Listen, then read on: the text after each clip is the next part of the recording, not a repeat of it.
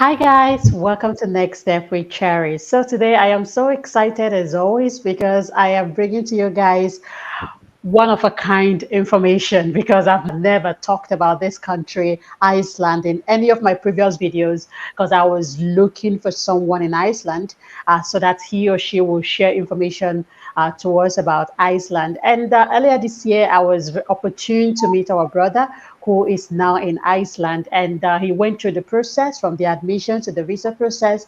And he's currently living, studying, and working in Iceland. So we are opportune to have him on our channel today so that he will share every process and every information that we need about Iceland, as well as the bad side of it and the good side of it, so that it will prepare you if you're looking for a country to study without the burden of tuition. Without tuition burden, you only need to think about your own life and also your living expenses. So I'm gonna allow him to introduce himself so that we can kick off from there. Guys, please remember to share this video. So please, can you introduce yourself to us and tell us a little bit about you, where you're from, and where you currently are? All right, my name is Wale.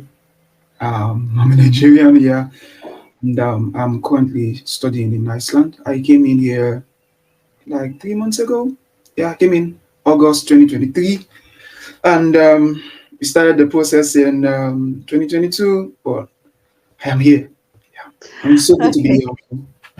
Okay, thank you so much. So before we kick into the admission process, I would like to ask, how are you seeing Iceland? How do you feel about Iceland? How is their weather? How is job opportunities for students? And also, how is life in general in Iceland as an African? All right, yeah, I like that. As an African, yeah, as an African, Iceland is very cold. It is always cold here. You get rays of sunlight with cold. So it is very cold. But then we have a lot of black people living here. Wow. We have more Ghanaians here. So What? when I came in here, yeah, we have more Ghanaians here. I feel like the Ghanaians have act Iceland and Nigerians are here too. Yeah, so we have Ghanaians here, and they are somehow have their own kind of community. So we have blacks here, and we have some person from I've seen people from the Sudan. Yeah, there are some black people here, and Iceland is cold, yeah, but it is very moderate. It is not something out of the blue. And regarding student jobs, yeah, it might seem kind of tricky at the beginning, yeah, but there are student jobs, yeah, because it might take some time. But the fact is, I remember myself and the guys who came from Nigeria. We were like, is it 15 of us or 13? Yeah, Wow. we met somehow on Facebook. Somehow, destiny connected us, and we came in. We were talking in Nigeria. We didn't meet in person, but when we got here, and the last person amongst us got a job. I think yesterday. Yeah, yesterday. That is just in 3 months. That Yeah, is really. yeah. In 3 months, sometimes you might get a job, and what will keep you out of might be your permit. So that's how Hmm. it works. Yeah, but there are student jobs. Some work kitchen assistant, some work waiter, some works some person are working in the supermarket as cashiers, and another thing is, if you are a Nigerian and you are skilled in the sense that, I mean, I'm not talking about maybe IT jobs. If you're an IT person, you can have your remote jobs, or you can find your remote company that you can work with here. But if you are like an artist and you have a skill, you're a painter, you are a barber, you are a, Plumber. a plumber, like, you're gonna make money, Yes. because these are skills that there are persons here have to go to their technical schools for. But you, if you're experienced, trust me, if you have a skill and you're good, you're gonna make money. Okay, thank you so much. I really wanted to hear about the money aspect of it and student jobs because a lot of people are afraid of moving to Iceland because of they don't know if there are jobs and they don't know if they pay well. From the thing that Wale told me, they pay even more than they pay here in Portugal. Okay, let us go straight to the admission process. Can you tell us like the processes that you took? You are doing your bachelor's degree right now. Is there age limit? What are the documents that you applied with? We know that Iceland University might be a little bit competitive. What do you think made you exceptional? And also from your experience with the 15 people that came, what are the documents they used to go for their bachelor's as well as people that applied for masters? All right. So, regarding the documents, and judging from my own experience and that of the guys that we came in together, one thing we all had in common. Some had some are doing their masters, some are like myself starting their bachelors all over again. What we all had in common was IELTS.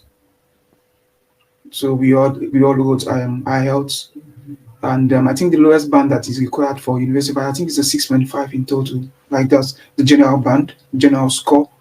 So IELTS, and apart from that, you need to, if you're a graduate and you come to University of Iceland, you need to send your documents. You need to upload your transcript. I had my transcript, so I was able to upload it when I was applying.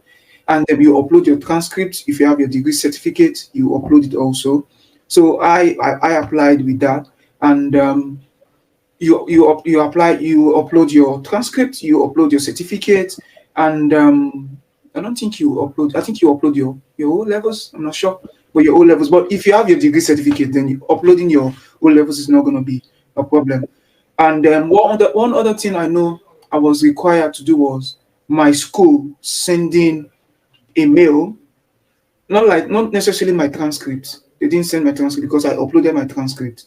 So what my school did was that University of Iceland required was my school to send an email to them that I graduated from Mm. my in Nigeria. They just needed to be sure that I finished from that school that I claimed to graduate from.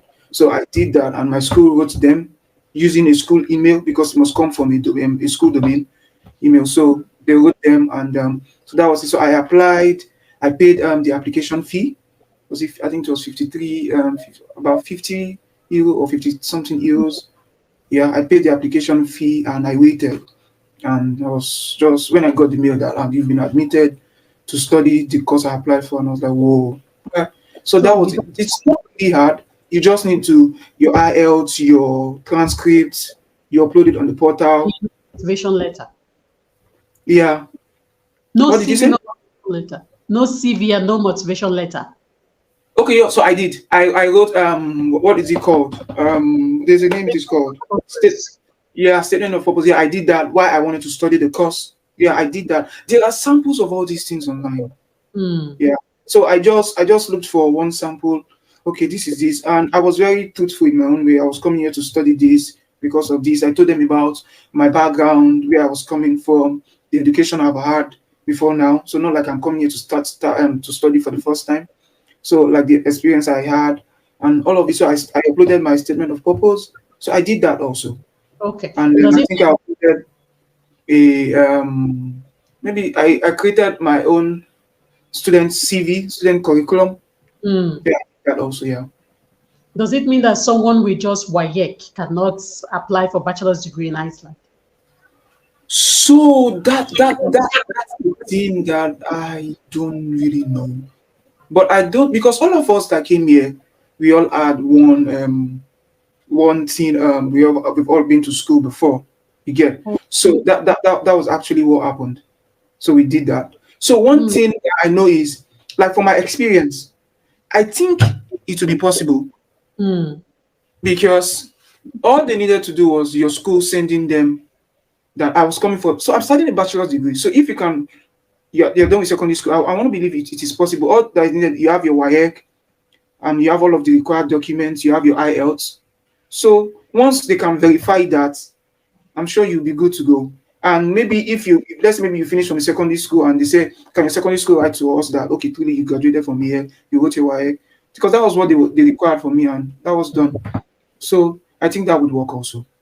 okay, so I'm going to summarize what he meant. So if you have your OND or OND and HND or your BSc, then all you need to, you can use just this degree to apply for another degree, or you can apply for masters, but they don't accept HND. So if you have HND and OND, you can apply for another bachelor's degree, which is what he's doing or what he did.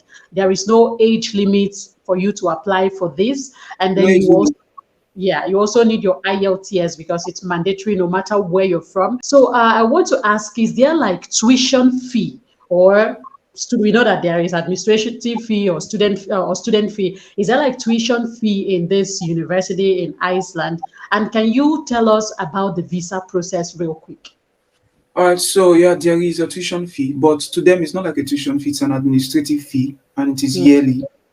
It is here in Iceland. It is about it is 75,000 Icelandic krona, and I think that's about 500 and something dollars. Is it 550? Mm. Around 500 $600 per year. Okay. That Okay. once they've given you admission, that confirms you're coming. So once Mm. you pay, but you don't necessarily need to pay it immediately you get the admission. I almost made the mistake also. Like when I got the admission and I saw that I needed to pay the money, I was thinking, oh, I need to quickly pay this, but you need not. So many of us paid that money. I think at the last there's a deadline. I think July 4th of Mm. July. Yeah, deadline. And many of us started our processing. We paid some other fees, and what we did last was this administrative fee, like the school fee, which is Okay. 500 and something dollars or thereabout. So the visa process. So the visa process can be tricky. It can be unnerving, yeah, yeah, because but the truth is Iceland, the Icelandic immigration would always come through, and I will explain. I was shocked because I made a mistake during my application process. These guys wrote to me and told me that you need to resend this document because Mm. I didn't sign my document like physically. I uploaded. I just took one of my passport, my signature picture, and I put it on the document because I filled it online, and they told me like you need to send in this document again. Some of my guys that did their proof of fund, the money was not enough. They told them that the proof of fund you presented that it's not enough. You need to Wow. top it up. Yeah, Wow. I was So that's shocked. something they used to reject people in Sweden. Because I remember one of my uncle, it was like, you're lucky. Some other countries will just bounce this and that's the end. Yes. But like amongst 13 of us or 15 of us that came here, like about 10 had to top up their proof of fund. Yeah. So it was not just a one-off, like not one person.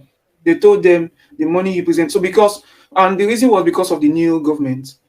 So the money we all planned that okay, the money we presented as at the time of registration. So they did when they were reviewing our the money needed for our stay. So they made use of the recent CBN It's policy, dollar exchange rate. So they didn't use the one that was in place when we applied. So that's the visa process is very easy.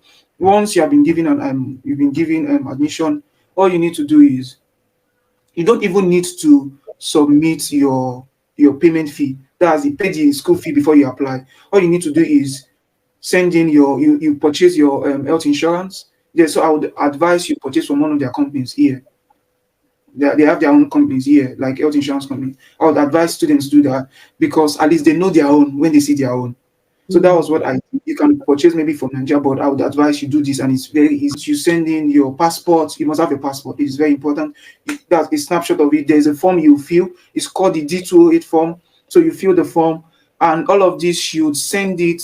All these documents put together, you send it to the Icelandic immigration. So I sent my own through DHL to their office here. Some of my guys use UPS. So that was what I did because it is best for you to send in those documents in person. You just gather all of your documents together, your passport, your health insurance, your admission letter. It is very important. So you put your criminal reports, yeah, clean criminal record. It is very important here. I sent that in. And so I just put all of these documents together. And again, most importantly, your proof of fund. How much? So when I came in, I did 10 million. If you remember, 10 million, but my 10 million got me 6 months permits. Because like I told you, when the new government came in, 10 million naira was nothing again. So some of my guys that did 5 million, they had to top it. Some of them had to add in additional 10 million. Some of them now, instead of getting 6 months, they go a year. I got 6 months. So in January or February now, I would have to renew my permit again.